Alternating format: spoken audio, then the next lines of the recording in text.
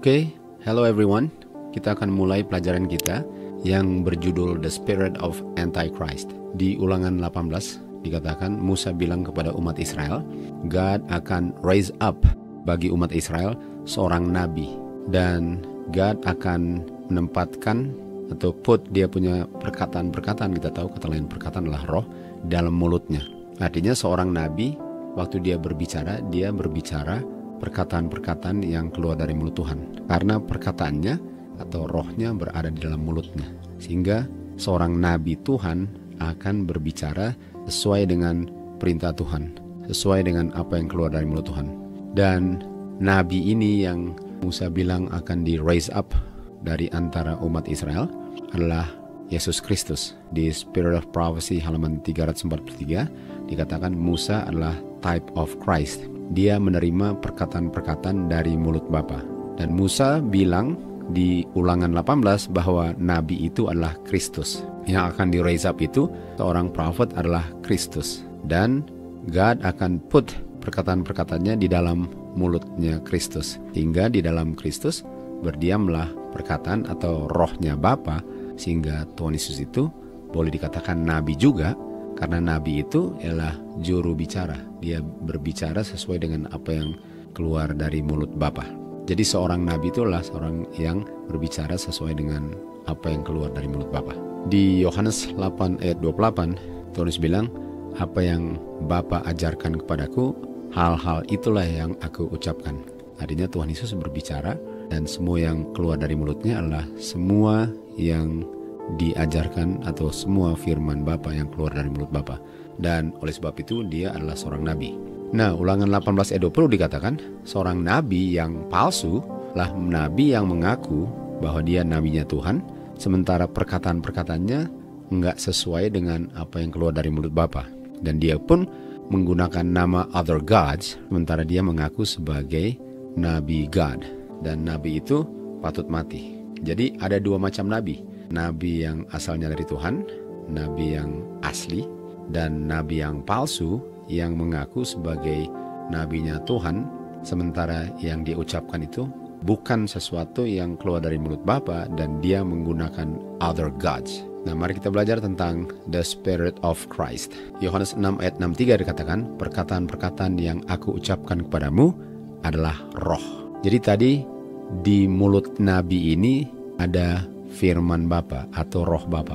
Artinya seorang nabi Tuhan, dia memiliki roh Bapa. Sementara nabi palsu tidak memiliki roh Bapa. Di Yohanes 9 ayat 17, waktu orang buta ditanya mengenai bagaimana dia dibukakan matanya, karena tadi dia buta, sekarang dia bisa lihat, dia bilang, yang sembuhkan saya itu seorang nabi. Dan betul, Tuhan Yesus adalah seorang nabi, karena Musa sudah bilang Tuhan Yesuslah yang akan di raise up sebagai nabi, dan semua yang dia ucapkan asal usulnya dari mulut Bapa. Artinya perkataan atau roh Bapa berdiam di dalam Kristus. 1 Petrus 1 ayat 10 dikatakan, seorang nabi akan bernubuat, prophet akan prophesy. Dan nabi itu di dalamnya, di ayat 11 dikatakan, di dalam nabi berdiam rohnya Kristus. Jadi roh Kristus berdiam dalam nabi, itulah sebabnya nabi dikatakan nabi Tuhan, karena rohnya Kristus atau firmannya Kristus yang keluar dari mulut Bapa berdiam dalam nabi itu. Jadi nabi Tuhan adalah nabi yang berbicara perkataan-perkataan Kristus yang adalah perkataan Bapa, dan roh Kristus berdiam dalam dia. Lawannya nabi palsu tentu saja tidak memiliki firman atau roh Kristus, sehingga yang dia ucapkan sangat bertentangan dengan apa yang keluar dari mulut Bapa. Oke, mari kita lihat tentang the Son of God. 1 Yohanes 4 ayat 1 dikatakan, saudara-saudara, jangan percaya semua roh, jangan percaya semua perkataan. Apa yang diucapkan itu jangan main percaya buta-buta, tetapi ujilah roh itu apakah asal usulnya dari Bapa. Jadi orang bisa berbicara, dan saya harus uji apakah ini sesuai dengan apa yang diucapkan Bapa melalui anaknya dalam firman Tuhan. Di Yesaya 8 ayat 20 dikatakan, to the law and to the testimony. Kalau nggak sesuai dengan terang itu, karena itu tidak ada terangnya. Jadi seorang nabi yang palsu tidak memiliki roh Kristus yang adalah roh Bapa dalam dia. Dan bagaimana caranya saya tahu bahwa dia nabi palsu, pekabar palsu? Tentu saja ada dia punya ukuran atau ada dia punya standar di mana saya bisa tahu apakah dia adalah nabi Tuhan atau nabi palsu.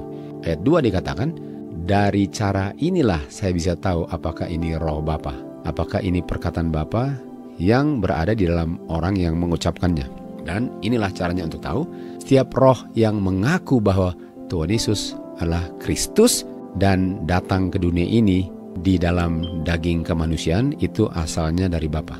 Artinya kalau orang siapa saja bilang bahwa Tuhan Yesus itu datang di dalam flesh dan mengaku bahwa Tuhan Yesus itu Kristus dan dia datang dalam flesh, dalam nature kemanusiaannya, tubuh kemanusiaan, itu diungkapkan oleh nabi yang benar atau juru bicara Tuhan yang benar atau pekabar yang benar.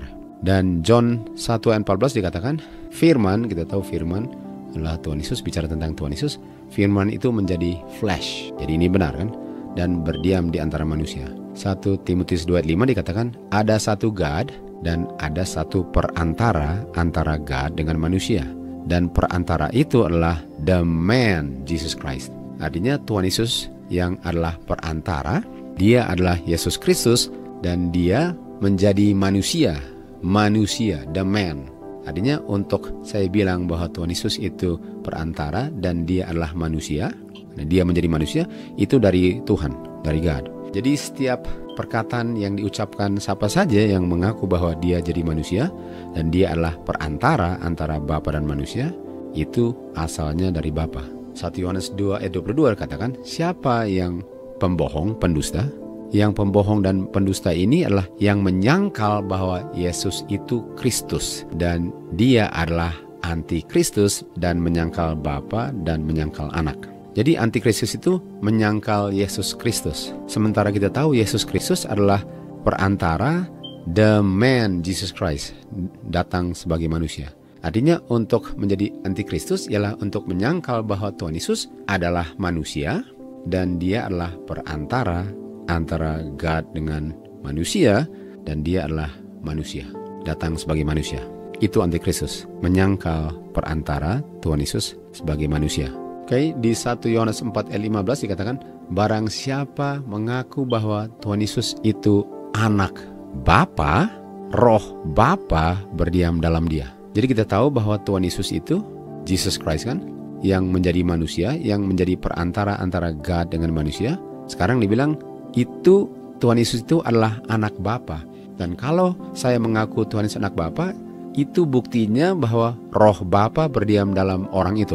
Artinya kalau saya menyangkal bahwa Tuhan Yesus anak Bapa, saya menyangkal dia sebagai manusia dan saya menyangkal sebagai Yesus Kristus dan saya menyangkal dia sebagai perantara. Salah satu ditolak, semuanya ditolak karena ini satu paket.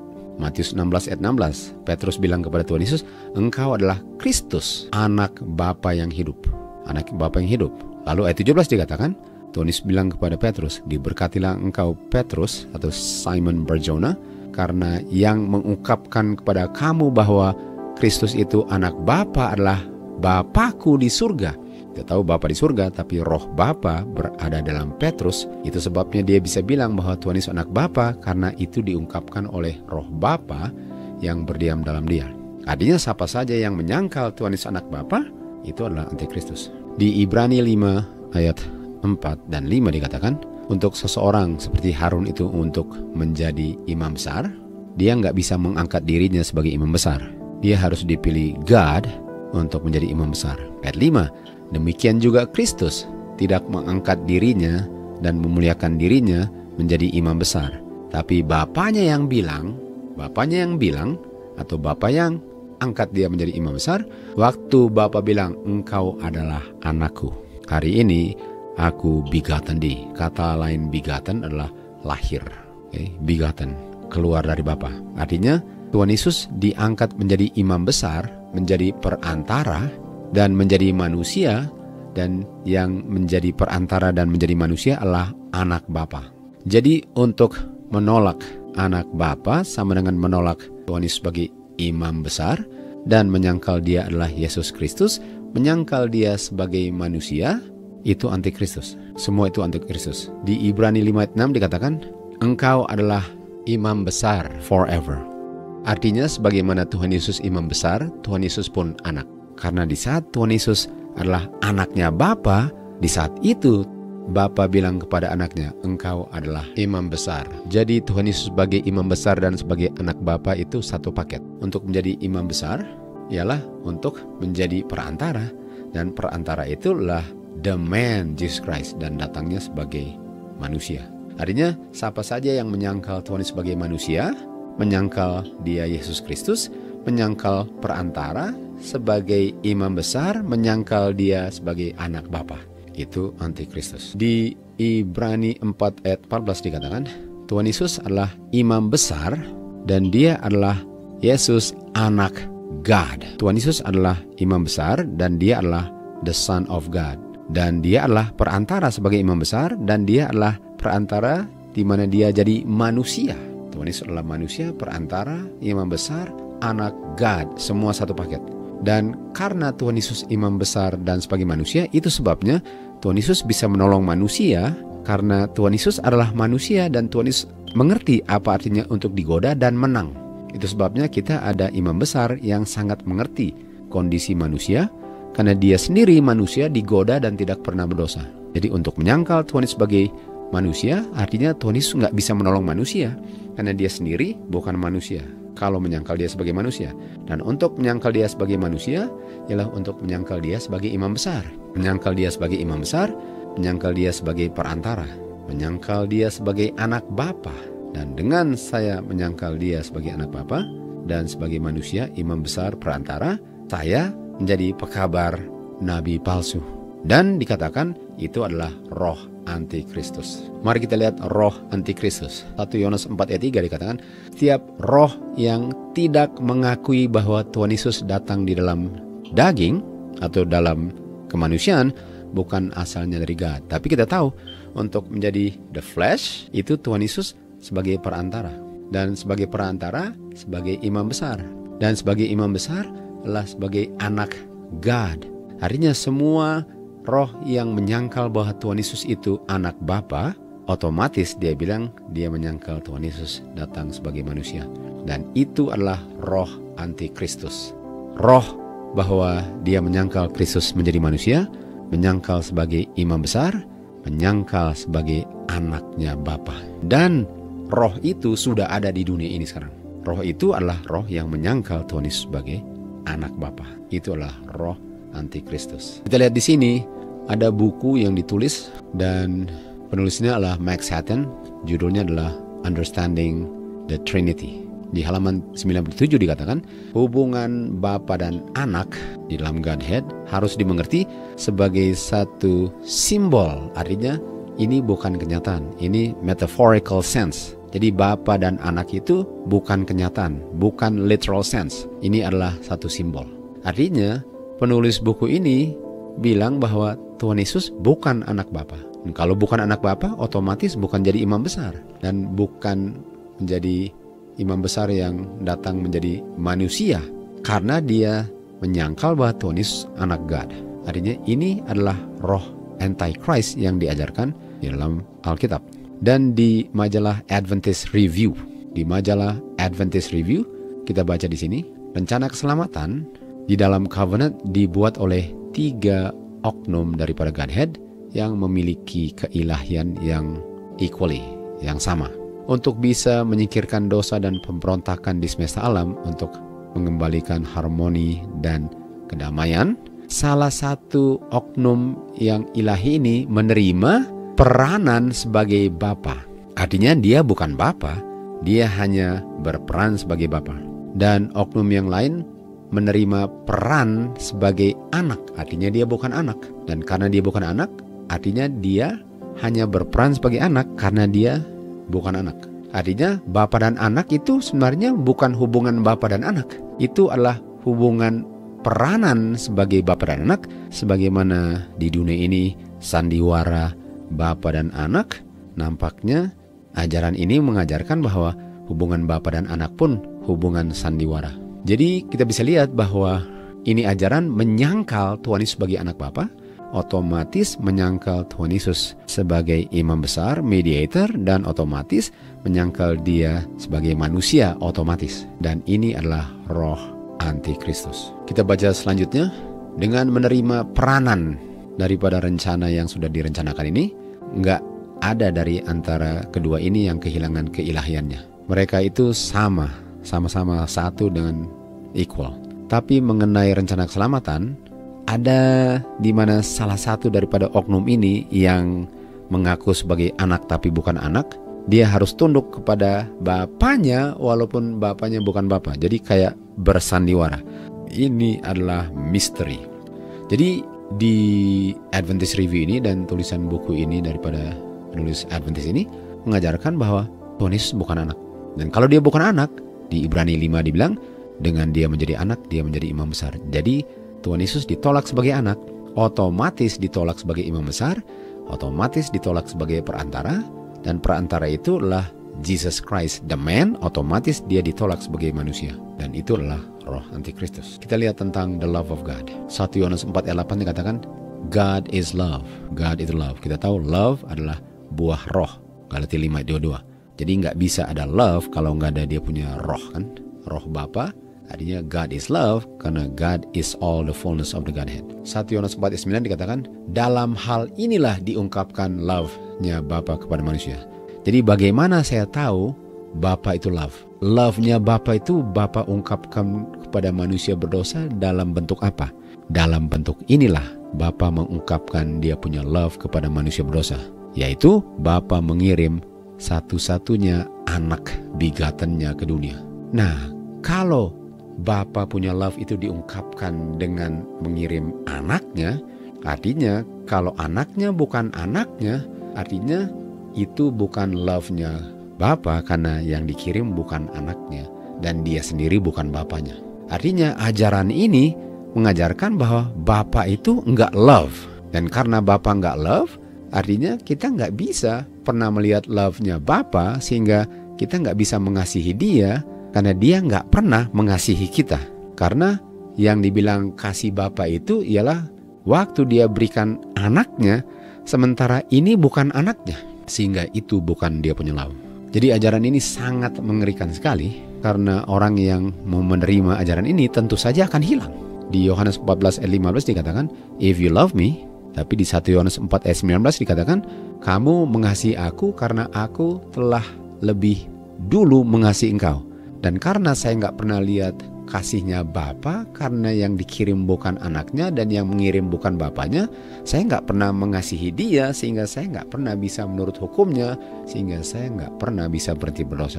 Di Roma 8 ayat 38 dan selanjutnya dikatakan, kematian, kehidupan, malaikat, principalities, kuasa, hal-hal yang sekarang, hal yang nanti, kedalaman, ketinggian, makhluk apapun tidak bisa memisahkan saya dari the love of God. Dan the love of God itu berada di dalam anaknya. Karena anaknya memiliki roh Bapa. Jadi kalau the love of God itu nggak bisa memisahkan saya. Dan the love of God yang maksimal yang manusia bisa lihat ialah bagaimana Bapa mengirim anaknya. Dan kalau Bapa bukan Bapa dan anak bukan anak, artinya saya nggak pernah memiliki the love of God. Artinya saya sangat gampang untuk dipisahkan dari Bapa dan dari Kristus karena saya tidak memiliki love-nya God, karena love-nya God itu adalah sandiwara. Yohanes 3 ayat 16, God sangat mencintai dunia dengan catatan benar-benar anaknya yang dikirim dan benar-benar Bapa yang mengirim anaknya. Bapa sangat mencintai orang-orang berdosa di dunia sehingga dia berikan satu-satunya begotten Son. Ini cara Bapa mengungkapkan love-nya agar barang siapa percaya di dalam anaknya. Di Roma 8 dikatakan di dalam anaknya apa?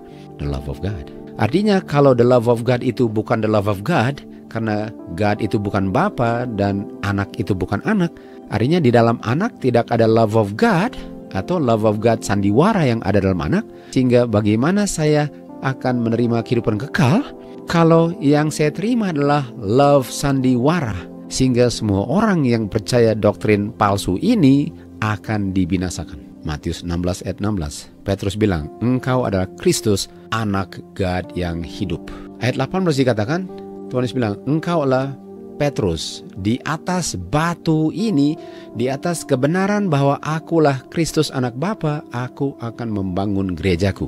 Dan kuasa setan tidak bisa menumbangkan gereja itu. Karena gereja itu didirikan di atas batu, dan batu itu kita tahu di Lukas 6 ayat 48 menunjukkan kepada fondasi, dan batu itu adalah Kristus. Kita tahu batu Kristus. Artinya kalau saya punya pengertian bahwa Kristus bukan anak Bapa, artinya gereja itu pasti akan jatuh. Karena fondasinya bukan batu, bukan Kristus, bukan kebenaran Kristus bahwa Kristus anak Bapa. Dan Lukas 6:48 katakan gereja yang dibangun fondasinya diletakkan di atas batu kebenaran bahwa Tuhan Yesus anak Bapa, waktu banjir datang, waktu angin meniup, dia nggak bisa jatuh karena didirikan di atas batu kebenaran bahwa Tuhan Yesus benar-benar anak Bapa. Di Battle Creek Letters halaman 81 dikatakan musuh atau setan mau bikin reformasi di antara Seventh Day Adventist. Dan hasil daripada reformasi setan di gereja ini akan menghasilkan doktrin-doktrin yang selama ini berdiri sebagai tiang-tiang iman dibuang. Akan terjadi proses reorganisasi. Seandainya reformasi ini berhasil, prinsip-prinsip kebenaran yang Bapa dalam hikmatnya telah berikan kepada gereja remnant ini akan dibuang. Agama Seventh Day Adventist akan dirubah. Prinsip-prinsip fundamental. Prinsip fundamental apa? Batu yang selama ini berdiri untuk 50 tahun bisa bilang akan dibilang salah. Organisasi baru akan dibentuk. Buku-buku yang menuliskan tentang Trinitas ditulis. Fondasi gereja Seventh Day Adventist dibangun di atas pasir karena mereka menyangkal bahwa Tuhan Yesus adalah anak God, sandiwara anak God. Dan kalau Tuhan Yesus benar-benar anak God dan memang anak God, artinya fondasinya di batu. Tetapi kalau Tuhan Yesus ditolak sebagai anak God, fondasinya di pasir. Dan badai akan menghanyutkan struktur fondasi ini hingga hanyut semua. Tadi dikatakan gereja yang didirikan di atas batu tidak akan jatuh. Sementara yang mengaku Advent ini membangun fondasinya di atas pasir bukan di atas batu, dan krisis akan menghanyutkan yang mengaku sebagai gereja Tuhan ini. Karena mereka menyangkal bahwa Tuhan Yesus anak God, otomatis menolak Tuhan Yesus sebagai imam besar, menolak Tuhan Yesus sebagai perantara, menolak Tuhan Yesus datang dalam kemanusiaannya. Sehingga kita tahu bahwa kita hidup di akhir zaman, karena tanda daripada akhir zaman adalah roh-roh antikristus yang menyangkal Tuhan Yesus sebagai anak Bapa.